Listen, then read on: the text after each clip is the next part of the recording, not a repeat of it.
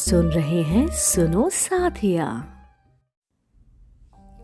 चंपापुर नाम का एक नगर था जिसमें चंपकेश्वर नाम का राजा राज करता था। उसकी सुलोचना नाम की रानी थी और त्रिभुवन सुंदरी नाम की एक कन्या। राजकुमारी यथा नाम तथा गुण था। जब वह बड़ी हुई तो उसका रूप और निखर गया। राजा और रानी को उसके विवाह की चिंता हुई। चारों ओर इसकी खबर फैल गई। बहुत से राजाओं ने अपनी अपनी तस्वीरें बनाकर भेजी, पर राजकुमारी ने किसी को भी पसंद नहीं किया। राजा ने कहा, बेटी कहो तो स्वयंवर करूं, लेकिन वह राजी नहीं हुई। आखिर राजा ने तय किया कि वह उसका विवाह उस आदमी के साथ करेगा जो रूप, बल और ज्ञान इन तीनों में बड़ा चढ़ा होगा।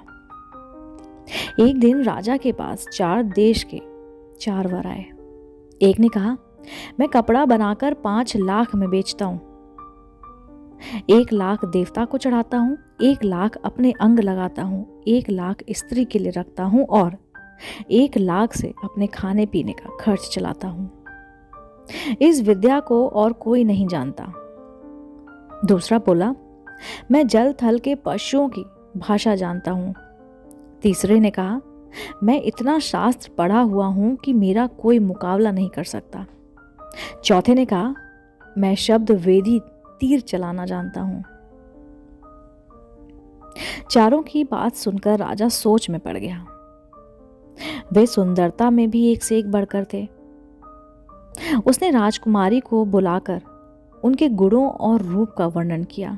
वह चुप रही। इतना कहकर बिताल बोला, राजन तुम बताओ कि राजकुमारी किसको मिलनी चाहिए। राजा बोला, जो कपड़ा बनाकर बेचता है वह शुद्ध है, जो पशुओं की भाषा जानता है वह ज्ञानी, जो शास्त्र पढ़ा है वह ब्राह्मण, पर जो शब्द वेदी तीर चलाना जानता है वह राजकुमारी का सजातीय है और उसके योग्य है। राजकुमारी उसको ही मिलनी चाहिए। राजा के इतना कहते ही बिताल फिर से गायब हो गया और जाकर पेड़ पर चढ़ गया।